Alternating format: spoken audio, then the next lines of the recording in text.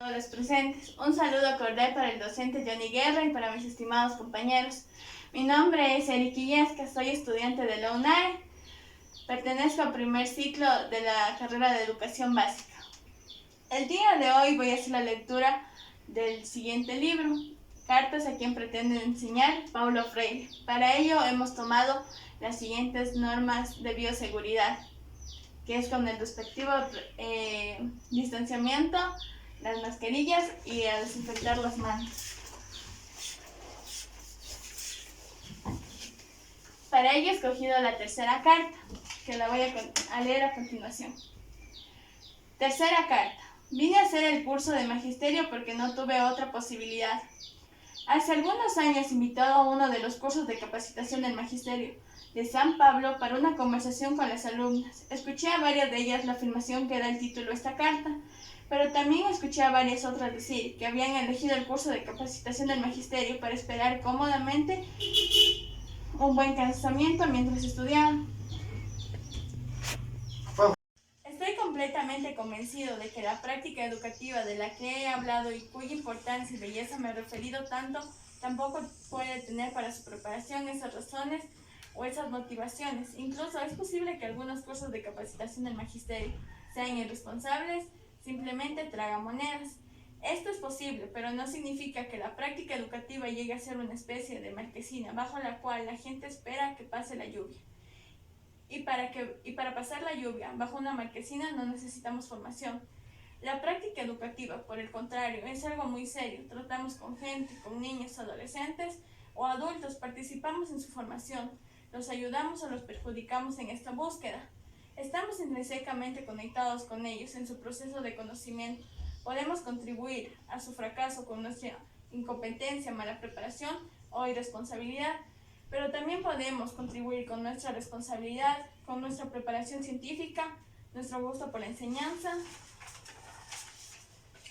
con nuestra seriedad y nuestro testimonio de lucha contra las injusticias, a lo que los educandos se vayan transformando en presencias notables en el mundo. Vale decir, aunque no podemos afirmar que el alumno de un maestro incompetente e irresponsable deba ser necesariamente incapaz y falto de responsabilidad, o que el alumno de un maestro competente y serio automáticamente sea serio y capaz, que debemos asumir con honestidad nuestra tarea docente, para lo cual nuestra formación tiene que ser considerada rigurosamente. La segunda razón enunciada para explicar la opción en favor del curso de formación de magisterio coincide con y al mismo tiempo refuerza la ideología que reduce a la maestra como profesional a la condición de tía. Estoy seguro de que uno de los saberes indispensables para la lucha de los maestros y maestras es el saber que debe forjar en ellos y que debemos forjar en nosotros mismos, de la dignidad y la importancia de nuestra tarea. Sin esta convicción, entramos casi vencidos en la lucha por nuestro salario y contra la falta de respeto. Es evidente que reconocer la importancia de nuestra tarea no significa pensar que es lo más importante de todo. Significa reconocer que es fundamental. Y algo más, es indispensable para la vida social. Por eso no podemos formarnos para la docencia, porque no hubo una oportunidad para mí. Y menos aún, porque mientras me preparo espero un buen casamiento. Con esta motivación, que surgieren o más o menos en el perfil de práctica educativa, estoy en ella como quien pasa una lluvia. Es por eso que en la mayoría de los casos posibles, no veo con quién debo luchar. Por eso es que no me siento mal con este vaciamiento de mi profesionalidad y acepto ser abuelo como muchas compañeras y compañeros aceptan ser tías y tíos. La necesidad que tenemos de poder luchar cada vez es más eficiente en defensa de nuestros derechos, de ser competentes y de estar convencidos de la importancia social y política de nuestra tarea. Decide en el hecho de que, por ejemplo, La indigencia de nuestros salarios no depende solamente de las condiciones económicas y financieras del Estado o de las empresas particulares.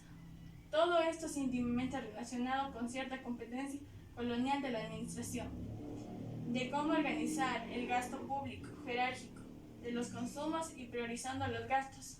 Se hace urgente superar argumentos como este. Podemos darnos un aumento sociable a los procuradores, supongamos, porque no son 70, pero no podemos hacer lo mismo con las maestras, porque son 70,000. No, eso no es un argumento. Lo primero que quiero saber, si las maestras son importantes o no, si sus salarios son o no son insuficientes, si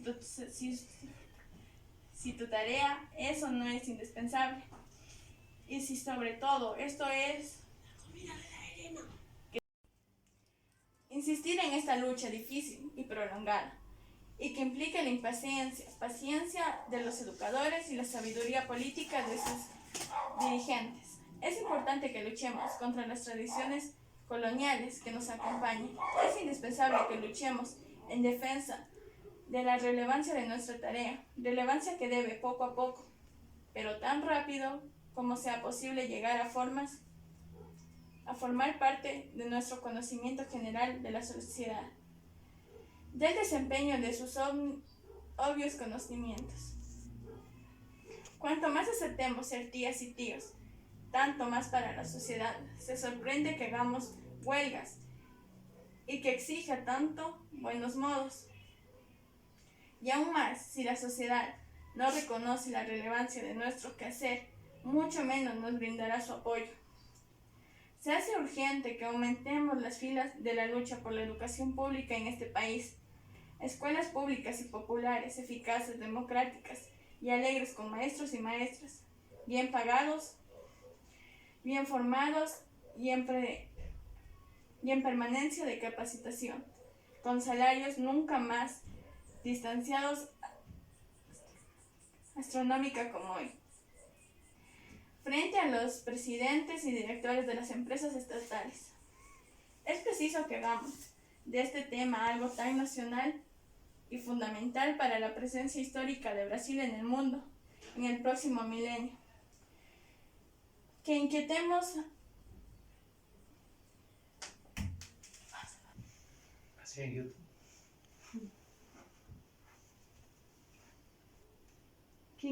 muy juiciosa e insensiblemente conciencia de la burocracia, empacados de pies a cabezas de ideas coloniales, aun cuando se llamen modernizadores.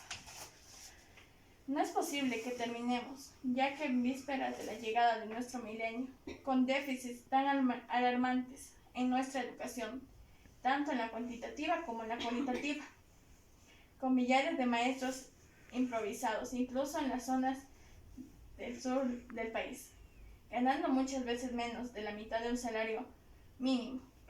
Gente eólica, generosa, amorosa, inteligente, pero despreciada por las oligarquías nacionales.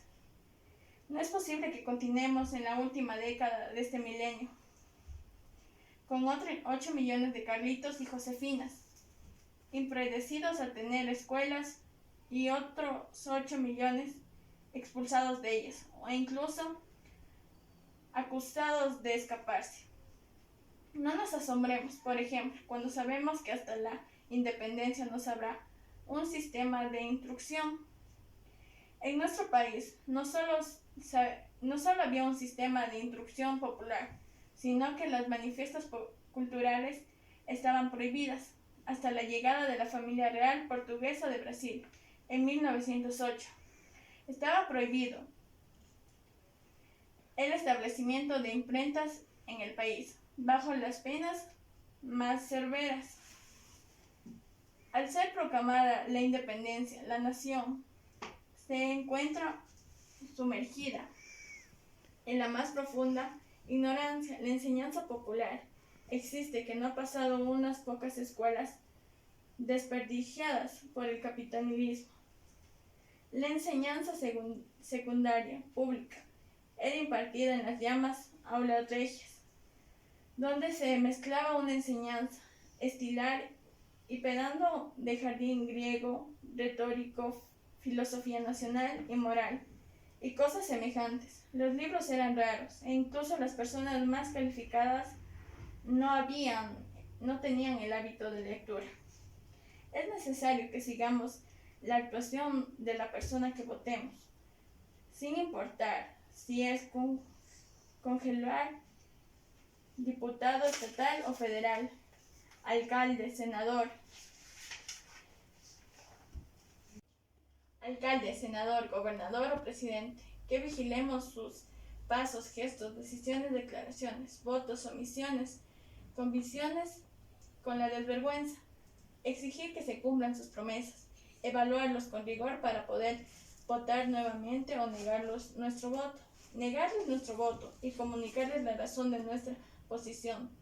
Más aún, hacer pública nuestra posición todo lo que nos sea posible. Somos el país del desperdicio, que tomamos conocimientos casi a diario por la prensa y televisión.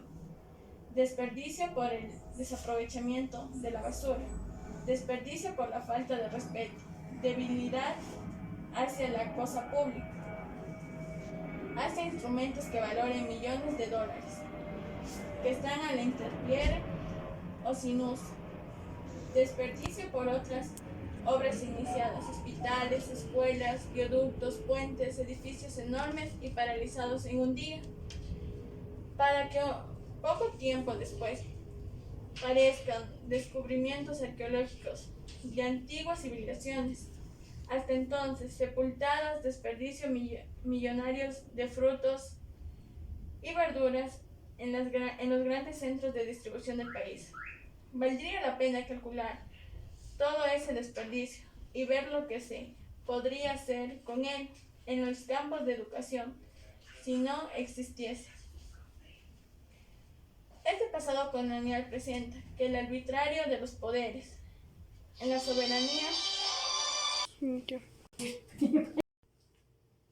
administradores arrogantes es una de las expresiones del sentimiento de impotencia, del fatalismo, con reacciones de muchos de nosotros. Es posible que todo esto debilite el ánimo de muchas maestras y por lo mismo aceptemos ser tías en vez de asumirnos profesionales. Puede ser que esto también explique en parte de la posición de las normativas que hacen el curso de preparación para el magisterio mientras esperan un casamiento. Lo que vale contra este estado de cosas de lucha de política organizada es la superación de una compresión corporativa por parte de los sindicatos. Es la victoria sobre la posición sectarias, es la presión junto a los partidos progresistas del corte moderno y no el tradicional izquierdista. Es que no entregarnos al fatalismo, pero no solo obstaculizarnos la solución, sino que refuerce el problema. Es evidente que los problemas relacionados con la educación, no solamente pedagógicos, son políticos y éticos, como cualquier problema financiero. Los residentes refaltos descubiertos en el fondo de garantizar por el tiempo de servicios eran aún los calculados de un serio comentarista de la televisión brasileña, suficientes para contribuir 100.000 casas populares en todo el país. Cuando falta dinero para los sectores, pero no falta para otros. La razón está en la política del gasto. Por ejemplo, falta de dinero para hacer menos insoportable la vida en las favelas, pero no falta para conectar en un barrio rico u otro con un túnel majestuoso. Este no es un problema tecnológico, es una opción política, y esto nos acompaña a lo largo de la historia. En 1852, al asumir por primera vez la provincia de Paraná, el concejador Zacarías de Vasconcelos protestaba contra protestaba contra los absurdos del salario de los maestros primarios, menos de 800.000 reales diarios, según Berlín. La consecuencia de la deficiencia de las dotaciones en el magisterio no traía a nadie, solo iba a estudiar para maestros, a quien no servía para otra cosa. Esa era la sentencia repetida por muchos presidentes de la provincia.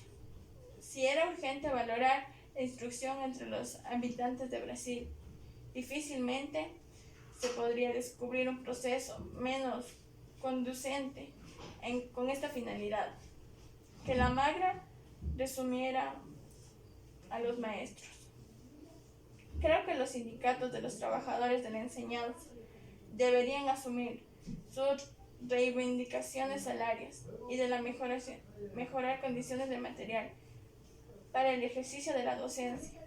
Otro a lo largo plazo, la que desmenuzando la política del gasto público incluye los desniveles entre salarios de maestros y de otros profesionales. Realizan también las comisiones y las graficaciones que se incorporen al salario después de algún tiempo. Sería necesario un serio estudio de la política salaria, sustentablemente democrática, no colonial, con el que se inicie justamente el magisterio.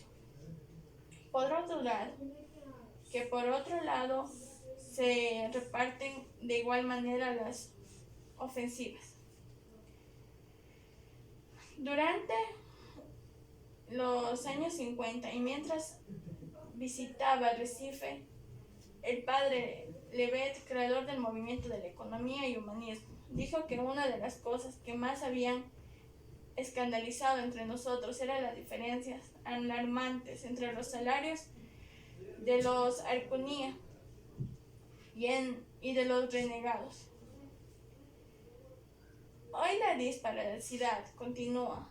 No puede comprender la desproporción entre lo que recibe un presidente de una empresa estatal, independientemente de la importancia de su trabajo, y de lo que recibe una maestra de primer grado, mientras que cuya maestra tarea del presidente es estatal, de hoy necesitó ayer. Es urgente que el magisterio brasileño sea tratado con dignidad para la sociedad. Puede esperar de él que actúe con eficiencia y exija tal actuación. Por lo tanto, seríamos ingenuos si descartamos la necesidad de la lucha política, la necesidad de aclarar las opiniones públicas sociales, la situación del magisterio en todo el país, la necesidad de comparar los salarios de los diferentes profesionales y la disparidad entre ellos. Es muy cierto que la educación no es la palanca de transformación en la sociedad, pero sin ella esta transformación no se produce en ninguna nación. Se afirma fuera de esa loca pasión por el conocimiento, sin aventurarse, que en plena emoción, en la constancia, reinvencia de sí mismo, sin que se arriesgue creativamente. Ninguna sociedad afirma que el perfeccionamiento de su cultura, de la ciencia, de la investigación, de la tecnología, de la enseñanza, y todo esto sea con este comienzo preescolar.